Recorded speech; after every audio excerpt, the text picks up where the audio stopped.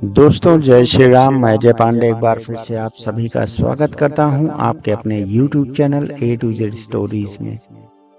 श्री हनुमान चालीसा और दिनचर्या।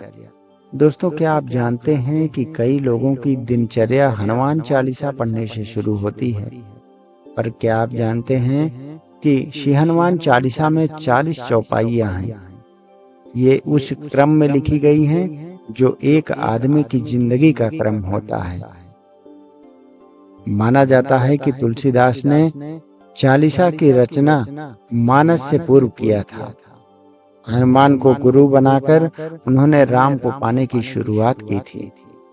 अगर आप सिर्फ हनुमान चालीसा पढ़ते हैं तो यह आपको भीतरी शक्ति तो दे रही है, लेकिन अगर आप इसके अर्थ में छिपे जिंदगी के सूत्र समझ लें तो आपके जीवन के हर क्षेत्र में सफलता दिखाई देगी। हनुमान चालीसा सनातन परंपरा में लिखी गई पहली चालीसा है। से सभी चालीसाएं इसके बाद ही लिखी गई। हनुमान चालीसा की शुरुआत से अंत तक सफलता के कई सूत्र दिए गए हैं। दोस्तों आइए आज के इस वीडियो में हम जानेंगे हनुमान चालीसा से हम अपने जीवन में क्या क्या बदलाव ला सकते हैं। शुरुआत गुरु से हुई है। हनुमान चालीसा के शुरुआत गुरु से की गई है। श्री गुरु चरण सरोज रज निज मन मुकुर सुधारी, वर्ण हुए रघुबर विमल जस जो दायक फलचार। अर्थात अपने गुरु के चरणों की धूल से अपने मन के दर्पण को साफ रखता हूँ मैं। गुरु का महत्व चालीसा के पहले दोहे की पहली लाइन में लिखा गया है। जीवन में गुरु नहीं है तो आपको कोई आगे बढ़ा नहीं सकता है। गुरु ही आपको सही रास्ता दिखा सकते हैं। इसीलिए तुलसीदास जी ने लिखा है कि गुरु के चरणों की धूल से मन के दर्पण को साफ करता हूँ। आज के दौर में गुरु हमारा मेंटर भी हो सकता है, बॉस भी हो सकता है, माता पिता हो सकते हैं, और आप तो जानते ही हैं माता पिता हमारे प्रथम गुरु ही होते हैं। अब समझने वाली बात यह है कि गुरु यानी अपनों से बड़ों का सम्मान करना जरूरी है। अगर तरक्की की राह पर आगे बढ़ना है तो विनम्रता के साथ बड़ों का सम्मान करना बहुत ही जरूरी है।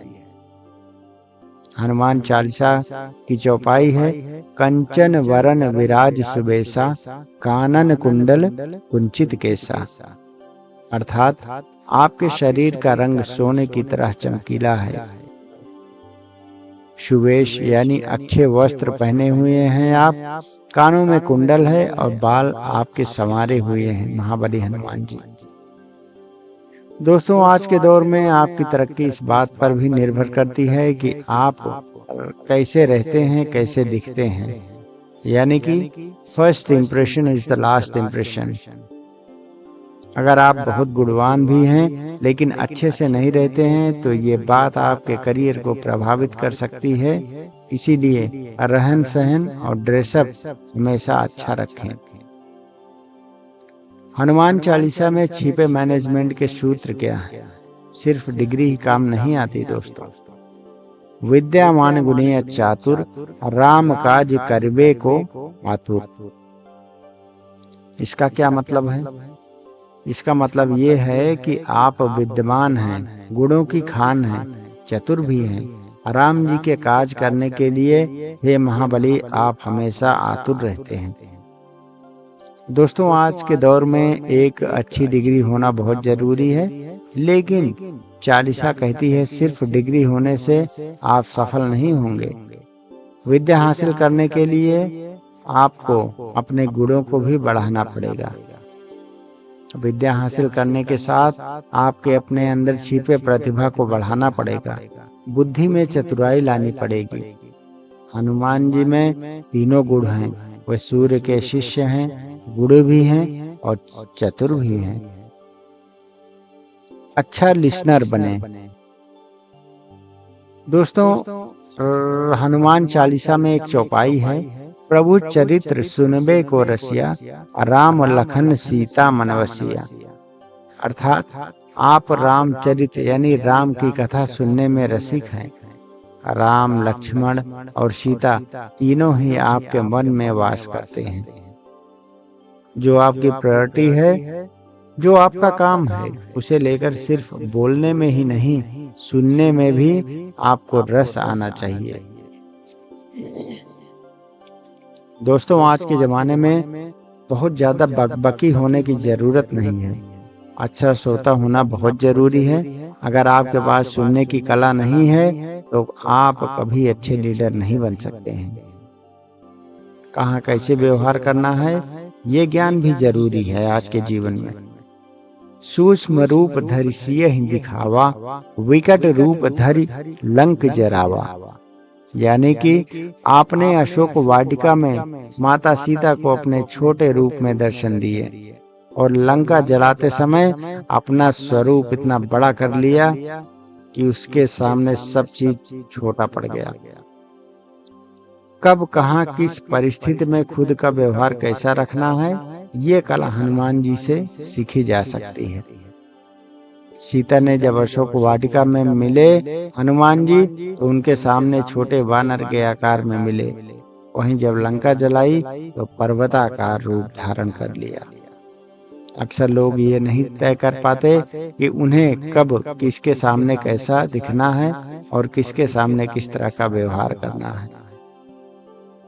अच्छे सलाहकार बने। दोस्तों, जीवन में कभी भी आप किसी को सलाह दें तो अच्छी सलाह दें। अगर आपको नहीं जानकारी है तो सलाह बिल्कुल न दें। तुम्हारो मंत्र विभीषण माना, लंकेश्वर भय सब जग जाना। अर्थात विभीषण ने आपकी सलाह मानी, वह लंका के राजा बने। ये सारी दुनिया जानती है। हनुमान सीता की खोज में लंका गए तो वहां विभीषण से मिले। विभीषण को राम भक्त के रूप में देखकर उन्हें राम से मिलने की सलाह दी। विभीषण भी उस सलाह को मान गए और रावण के मरने के बाद वह राम द्वारा लंका के राजा बनाए गए। किसको कहाँ क्या सलाह देनी है, इसकी समझ बहुत आवश्यक है।